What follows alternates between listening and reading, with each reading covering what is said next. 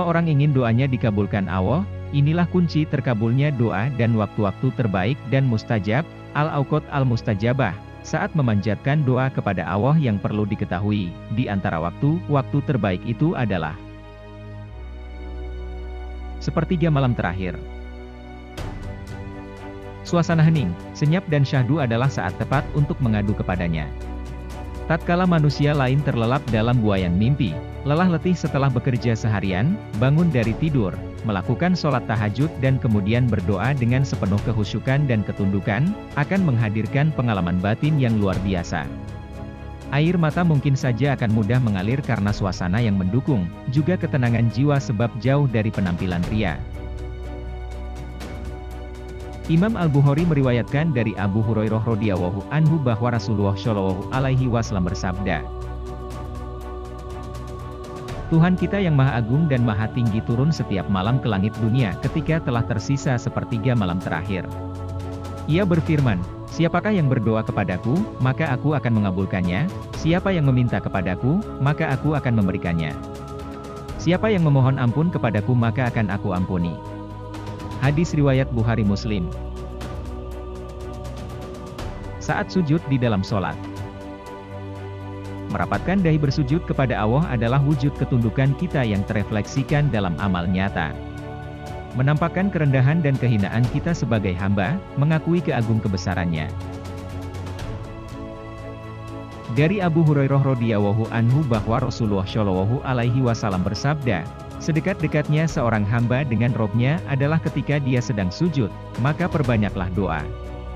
Hadis riwayat Muslim, nomor 482.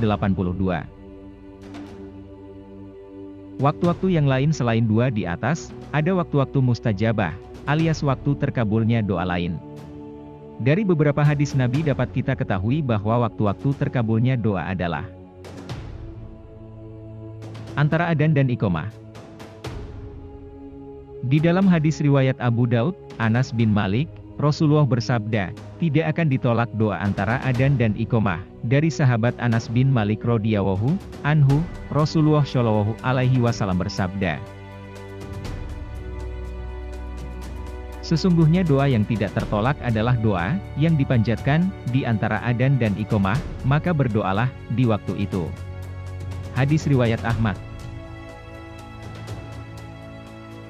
Selesai sholat fardu.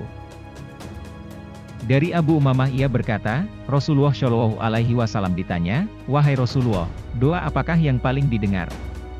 Beliau berkata, doa di tengah malam terakhir, serta setelah sholat wajib. Hadis riwayat Tirmidzi. Ketika imam naik mimbar pada hari Jumat. Di dalam hadis riwayat Al-Bukhari dari Abu Hurairah, Rasulullah shallallahu alaihi wasallam bersabda, di hari Jumat terdapat suatu waktu yang tidaklah seorang hamba muslim yang ia berdiri melaksanakan sholat lantas ia memanjatkan suatu doa pada Allah bertepatan dengan waktu tersebut melainkan Allah akan memberi apa yang ia minta. Hadis riwayat Bukhari nomor 935 dan Muslim nomor 852. Waktu sesaat itu tidak diketahui persis, sebagaimana Ibnu menyebutkan dalam Fathul Bari. Besar kemungkinannya adalah saat imam atau khatib naik ke atas mimbar hingga selesai sholat Jumat. Atau hingga selesai asyar bagi mereka yang menunggu sholat maghrib, demikian Ismail Ar-Rumaih menyatakan di dalam kitab Jahalatu An-Nasfi ed. 2. Saat berbuka puasa. Bagi mereka yang berpuasa, saat berbuka termasuk waktu yang mustajab. Ibnu Majah meriwayatkan dari Abdullah bin Amr bin Ash, bahwa Rasulullah shallallahu alaihi wasallam bersabda. Dari Abdullah bin Amr bin Al-As, ia berkata bahwa Rasulullah shallallahu alaihi wasallam bersabda, sesungguhnya doa orang yang berpuasa ketika berbuka tidaklah tertolak. Hadis riwayat Ibnu Majah. Saat perang berkecamuk. Rasulullah shallallahu alaihi wasallam bersabda di dalam hadis yang diriwayatkan Abu Daud dari Sahl bin Sa'id, ada dua doa yang tidak akan ditolak atau jarang ditolaknya, doa saat adzan dan keadaan hampir putus asa saat perang berkecamuk. Waktu bangun tidur, dalam keadaan berwudu.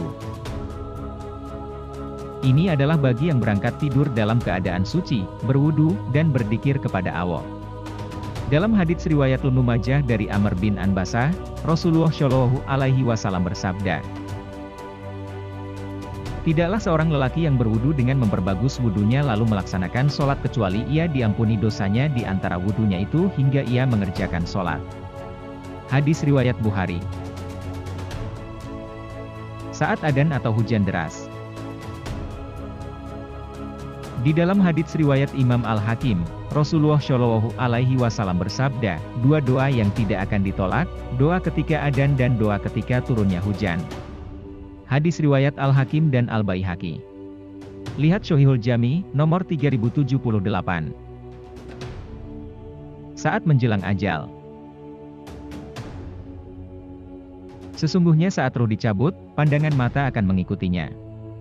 Demikian Rasulullah pernah bersabda pada saat wafatnya Abu Salamah.